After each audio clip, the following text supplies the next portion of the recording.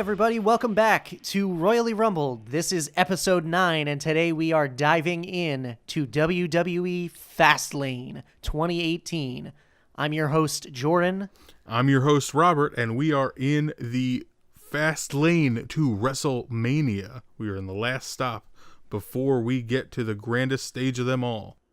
Get out of the way. We're not doing the speed limit. We're in the left lane, and we are gunning it. Cruising to New Orleans. I really wish I was cruising to New Orleans. Robert had his honeymoon there. It was amazing. Go. I'm kind of excited, SmackDown's definitely got some talent on their roster. Yeah, 2 weeks ago we got John Cena versus AJ Styles in the main event. Had a killer match, which saw John Cena coming out victorious. And then last night we witnessed a great match between Dolph Ziggler and AJ Styles turn into a fatal five-way between Baron Corbin, AJ Styles, Dolph Ziggler, Sami Zayn, and Kevin Owens. We've had some great main events the last 2 weeks. They just need to really focus more on everything else. Speaking of everything else, we'll just dive right into the very first match on the card for us. We've got Shinsuke Nakamura versus Rusev in a singles match. Yeah, the winner of the 2018 Royal Rumble match, Shinsuke Nakamura. He really hasn't been doing much. No, he gives one awkward backstage promo a week since the Royal Rumble, I think. Yeah, and his booking has just been so all over the place. He was missing from SmackDown for, was it one episode or two? They just didn't have him on TV. Which seems weird after he was the guy that won the Royal Rumble, so. Yeah. And also, in addition to Nakamura's booking being weird, Rusev is criminally underused and underrated. Oh, as yeah. a performer. There were Rusev Day chants at another promotion over the weekend. Yeah, Ring of Honor. Yep. That's insane. Rusev, I think he changed his Twitter name to Duly Noted. So Rusev's over. Shinsuke Nakamura is over, but yet is just written so weirdly. His whole character is just. I'm not big into Shinsuke Nakamura, and that's no secret. I admire what the guy can do in the ring.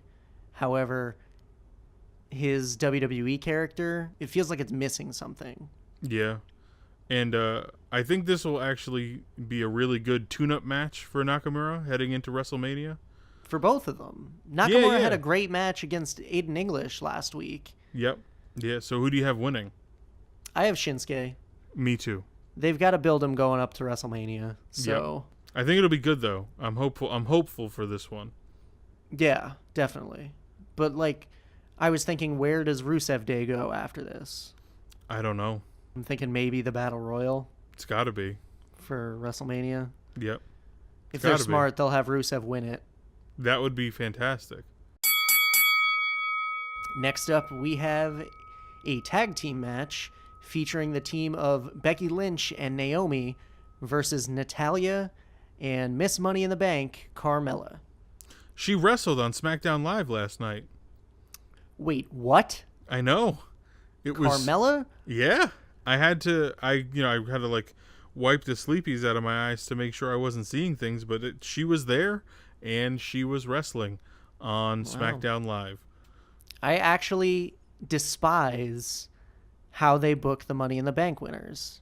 Yeah. They just have them go out and they lose. And, they said they've got Money in the Bank. Yeah, but that shouldn't be the way that happens. No. You're supposed to be setting them up for success in the future, not what they do with them. It's like they bury them. Yep. And then they're like, well, they had the briefcase. It's fine. Because then how are you going to be able to take them seriously as a competitor once they win the title? Exactly. And I think it was a couple years ago, but somebody asked Road Dogg on Twitter about, why does this guy keep losing or something like that? And he was like, wins and losses don't matter. It's what happens to the character. And I categorically disagree with that. Wins and losses totally matter because how are you going to be able to get behind someone if they constantly lose? Bray Wyatt. Yeah. And we talked about that in the last episode. Yes. So unfortunately, with that being said, I think Carmella is going to eat the pin in this match because she's got the briefcase. So Yep. I have Becky and Naomi winning as well. Carmella and Becky have this like lighthearted, fun social media feud going on.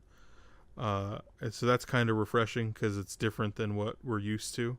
And even if it's like funny stuff that Becky Lynch and Carmella have been doing back and forth to one another. Conversely, when given screen time, Naomi and Natty had a very awkward exchange, and then Naomi booked the match. I don't know if you caught that, but she was like, how about you and I have a match this Sunday, and I'll be with Becky, and you could be with your girl Carmella. And Natty was like, okay, and then the graphic came up on the TV. So apparently Shane McMahon, Daniel Bryan, and Naomi can book matches on SmackDown Live. Becky and Naomi going over. We both agree. Ring the bell. speaking of boring, Oh, bore. we are seeing Randy Orton challenge Bobby Roode for the United States Championship. Now, Randy Orton has never won the United States title, and it's the only one missing from his Grand Slam Championship crown. I could see them giving this to him just to give him that. Me too. Because that'll give him some kind of juice heading into WrestleMania. But otherwise, Randy has nothing going on. And I'm sorry to say this, but Bobby Roode has become super boring. There's absolutely no life to this match at all. And Orton's complacency is palpable. Yep. Bobby Roode has become so vanilla. If you told me a year ago that Bobby Roode was going to be United States champion headed into the pay-per-view right before WrestleMania, I would have been ecstatic. Yeah. However, here we are, and we couldn't care less. Yeah, this one is going to be a snooze fest because even in the ring, Orton is going to be Orton. We saw him last night do the same Orton things, and Bobby Roode is just I don't know what the deal is, and I don't want to sound like I'm riding the guy because I enjoy him as a character. Oh, I yeah. enjoyed him in NXT. I even for a very short time watched TNA and enjoyed him in TNA. But right now, he is literally one of the most boring people on the show. Yeah. He needs a heel turn. He needs a heel turn. And he needs to be interesting. I think Jinder's going to interfere here, to be completely honest. It might even evolve into a triple threat match. That doesn't help it for me at all, but okay. I think it would. I think it would add a new dimension. However, I feel like Randy Orton is going to win the match. Okay. Let him turn on Roode, and then it'll be better for both of them. This way, Randy Orton's a heel, and then have Roode reclaim the title at WrestleMania. Yeah, I have Bobby Roode winning, but I could definitely see that happening for sure. Because I, for one, would be mad if they waited to give Randy Orton this title at WrestleMania. So let's just get it over with. Yeah, but they might look at it as a bigger moment for him. You know he's gonna win it at some point in his career. Yeah. And they've really been pushing it like the last couple weeks. So let it just happen. Have Bobby Roode reclaim it at WrestleMania. That would be better, and that's why I think we're getting the opposite. Yeah. The United States Championship just doesn't really do it for me at this point. It has never done it for me. Ever. It's never been the better mid-card title ever than the Intercontinental title. Ever. Let me just say this. The United States title has meant a lot to a lot of different people, and I feel like right now everyone involved shouldn't be involved. Mm-hmm. So if we get maybe some lower card people involved, I'd be all right with it. I'm glad you said that because that's something I want to touch on a little later on. So we'll call that back in a little while.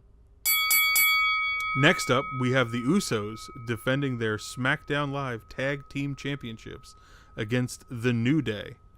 The New Day got serious this past week. I feel like any time that the Usos and the New Day square off, the New Day is forced to get serious. Yeah, but I think that this past Tuesday, that promo breathed new fire into what we've seen a few times already, the New Day versus the Usos. And we've said it before, and it's like beating a dead horse at this point, but the energy and the passion of the Usos promos is incredible, and they are at their peak right now. Like, yeah, they're both in their prime. Absolutely. Those promos where they come out and they just run down a list of everybody that they've beaten for those titles, including when they beat the Bar at Survivor Series. They're on it right now, and it's exciting I'm excited for them, I should say. Yeah, well, their promo going off about not being a part of WrestleMania ever was fantastic. Yeah. And this is going to be the match of the night. Yeah. More than likely. Both of the teams gel so well together. And this, in my opinion, is the best way to feature both teams leading into WrestleMania. Definitely. I have the Usos winning. Who do you have winning? I have the Usos as well. Good. Now, my question is, do the Bludgeon Brothers come out and stake their claim after the match? I think so, yeah. I don't think they get involved, but we've seen them kind of make their entrance through the Usos a few times. Yeah. So I think that this time they're going to come out and they're going to point at the titles or hold them up somehow, and then point at the sign with their mallets. And I think we're going to get Bludgeon Brothers versus the Usos at WrestleMania. See, I'm all for that. However, I'd like to throw the New Day in there and maybe Breezango, and let's get a ladder match at WrestleMania for the tag titles. Okay. But they did a 4-way tag title ladder match last year. Yeah. That might be too much or too overdone. They did the Intercontinental title 2 years in a row. Let's do this. Change it up. No, I could change see it it up. I could see it. All right, next up, we have Charlotte defending her SmackDown Live Women's Championship match against Ruby Riott of the Riott Squad. Charlotte has definitely been seen as a fighting champion lately, so I'm all about her as champion. She can get it done in the ring. She's got the look. She's got the confidence. She could talk on the mic. She's certainly lived up to her namesake, in my opinion. Definitely. I do not expect her to lose this match, and I think this could be our match of the night. Really? Yes. Wow. All right. I mean, I agree with Charlotte retaining. Me too. And Ruby Riott has also been kept to look like a legitimate threat to the title. Mm-hmm. You know, but with pinning both Becky Lynch and Naomi clean on SmackDown. Yep, and then Charlotte beat Liv Morgan and Sarah Logan clean. So they obviously the Riott Squad is going to get involved some way somehow, but I could also see the ref throwing them out from ringside. Yep. And they had a really good promo on SmackDown. They did. And it like I was actually like they got me invested in it. And then it ended abruptly, and that pissed me off. Because that is like it would have been different had Bobby Roode's music hit and he had addressed Ruby Riott in some way. But his music hit and he made his entrance, and the Riott Squad evaporated. And then we saw Charlotte standing in the ring looking like she was waiting for her prom date. And then we come back because they're partners in Mixed Match Challenge. I'm aware, but we come back from break, and now Charlotte is gone, and it's just him at ringside doing commentary for the next match. And I think that's a really, really, really rude way, because he cut her off with his entrance. He cut Ruby Riott off. and then didn't acknowledge her. So I feel like that's a really, really shitty way to go about doing that. Yeah, and that's back to Road Dogg running The SmackDown. D-O-double-G. Time your shows out better. Yeah, definitely. And I think it might just be a timing thing where they constantly have guys interrupt other people's end of segment with their entrance. They've done that a couple times. So I think it's just a way for them to get the entrance on TV, but then also get to the next thing. But that was just in poor taste because she was like talking. Yeah. But speaking of Ruby Riott, I do just want to say, I said this on Twitter. I expressed this to you. You were very surprised about it. I was. But I'm super high on Ruby Riott. Super high on Ruby Riott. And I firmly believe that with the proper creative, and that's a huge factor here, I just want to be clear about that, she could be the female CM Punk. And I say that because not only is she talented in the ring, because she's very entertaining in the ring, she's also obviously has the alternative look with the tattoos and the uppercut and what have you. And she's got a bit of an attitude when she's cutting her promos as a heel right now. So I think if you fostered that properly, she could be the alternative to Charlotte is essentially the John Cena of the women's division. All the titles, all the glory, all of this. And Ruby Riott alluded to that, although she didn't use John Cena as the measuring stick. So I think that there's definitely a way to do that. And I think that she's capable, is what I'm saying. It's entirely possible. Ruby Riott has grown on me. I was never a big fan of her initially, and I wasn't a fan of her in NXT. But since turning heel and coming to the main roster, I can get behind it. Yeah, and even the Riott Squad isn't necessarily handled well with creative, because they're clearly three women that wouldn't be friends otherwise. Yeah. And it was kind of just like, oh, Raw's got three women in a team coming from NXT, we're going to do it too. And then Raw's going to beat down the women in the ring, we're going to do it too. So they haven't been set up properly, but at this point, all that aside, getting to this match, the creative has been decent for it. So I really think that they should really get behind her and see how this goes. I'm okay with that. Yeah, and I also mentioned on Twitter that her entrance music is way too upbeat for the heel that they're playing. So that doesn't make any sense to me. I just wanted to throw that out there as well. Well, what do you think happens with Riott Squad going into WrestleMania? There's got to be some sort of women's version of an Andre the Giant Battle Royal that's going to happen on the pre-show. There's got to be. Probably. Because now they have too many women to leave them all off of the show, and Vince will break his back to get everybody on the show, whether it's in the pre-show or the regular card. I feel like the original plan was to potentially have Riott Squad versus Absolution. Yeah, I could definitely see that was the thing. It sucks that can't happen. Or somehow have them be a cohesive unit, but just working on opposite shows. Like, they could have stood for the same stuff and been one name, Okay. Like the SmackDown version and the Raw version.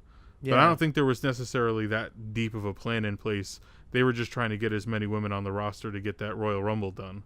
Yeah.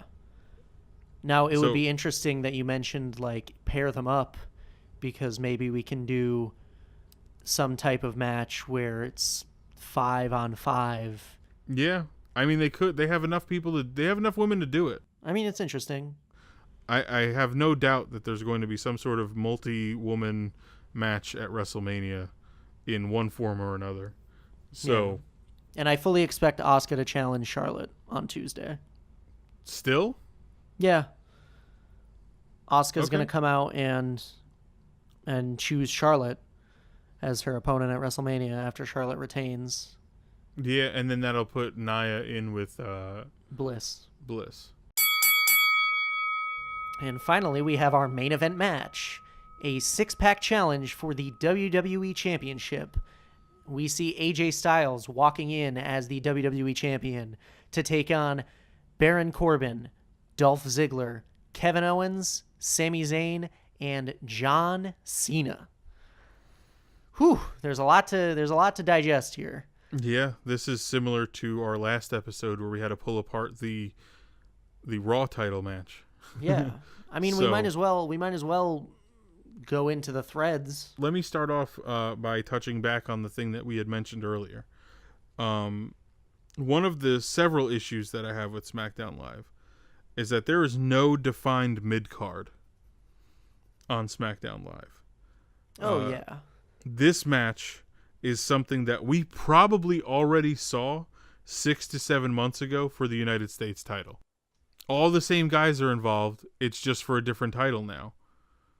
And then you look at the United States Championship and Randy Orton was fighting for the WWE Championship a couple months ago, you know? So it's kind of just this ambiguous, like, oh yeah, everybody's just fighting for whatever they could get their hands on. And that kind of doesn't make sense to me. Yeah, it kind of diminishes the value of each title. Yeah, because there should be a group, like there's definitely a bottom of the card on SmackDown Live, but everybody else is just kind of in the middle, and I don't think that's fair to people like AJ Styles and Charlotte. Yeah, I could definitely see that, and that's not knocking anyone else. No, that's not knocking any of the performers, but there should always be a tiered system to how these guys are. Like there's a clear mid card to certain things. There's a clear upper card, you know what I mean? Like main event card to certain things. And they don't have any of that going right now. No. Which is how that's how you get matches like this in the first place, where there's 6 guys fighting for a title. The mid card is where you get your chance for your talent to grow as performers and for the fans to either get behind them or turn against them, and you build off that. Yeah. You can't just throw them into the match and expect people to really honestly... Does anyone honestly believe Baron Corbin's walking in here and winning the WWE Championship? No, not even a little. Like, maybe Kevin Owens, but that's about it. Yeah, maybe. But I don't see Sami winning it. I don't see Sami winning it, and I don't see Dolph Ziggler winning it. No. Because if they were to win it, it wouldn't make sense.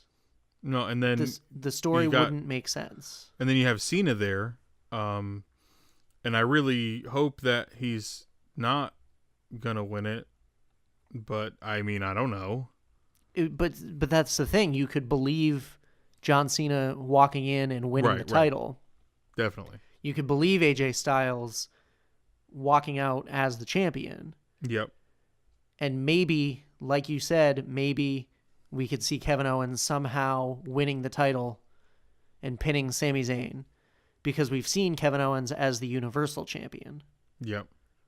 Even though Dolph Ziggler's been a former world champion, he's done nothing of relevance the last 6 months to say, yeah, he deserves to be in the WWE Championship match. Well, I'm glad you said that, because that's one of the threads I want to pull on. Is it just me, or does Ziggler seem like a shell of his former self?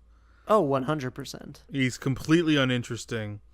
They need to kill that record rip at the beginning of his entrance. I tweet that out every single week. It's the worst. Get rid of it. And I can't believe he re-signed, honestly. Well, the rumor is they gave him a very good deal. Yeah, they threw a bunch of money at him, but he still is like almost completely irrelevant on the card. He doesn't have a character. No. That's the problem. He went from being the show stealer to being Mr. Money in the Bank to being the world champion to being the guy who you know is going to go out there and bust his ass night in and night out. Yeah, and if I have to hear him say that one more time, I'm going to throw myself out a window. Because we get it. We get it. Yeah. Nobody's denying that. Why does he keep saying that? But then because they won't put a title around his waist? He keeps burying the fans. Yeah. I don't know. I don't get what the hell's going on with him. I just wanted to mention that because it's really annoying. No, yeah. I agree. It's frustrating because I'm a Dolph Ziggler fan. I wasn't, and then I was, but now I don't It's care just, again. It's just so frustrating. But I guess that brings us to Baron Corbin. Yeah. Because, He had a really good promo on SmackDown, other than the text on the screen. They made him look so good in that main event match. Yeah. Last night. I so still good. think that he's got the potential to be like one of the top heels in the company. But they have to stop pulling the rug out from underneath him before he becomes Bray Wyatt 2.0. They need to let that happen naturally.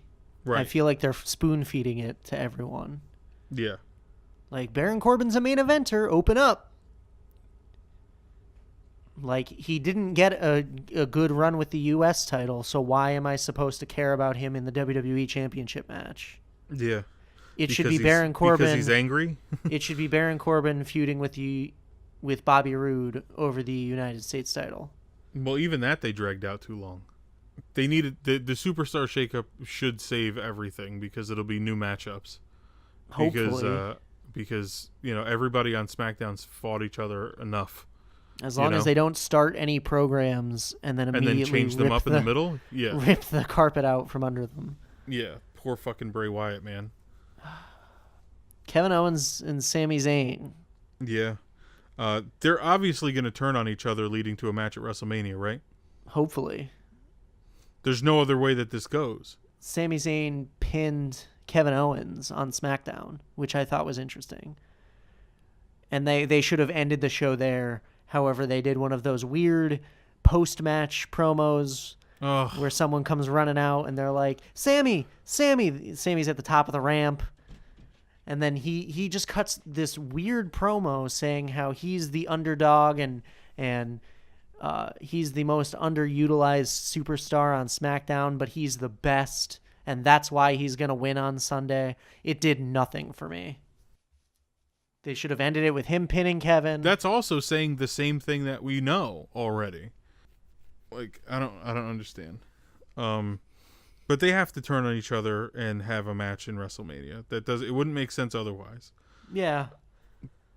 But I also wanted to point out that they've really pulled back in an effort to cool off the idea of Daniel Bryan wrestling again.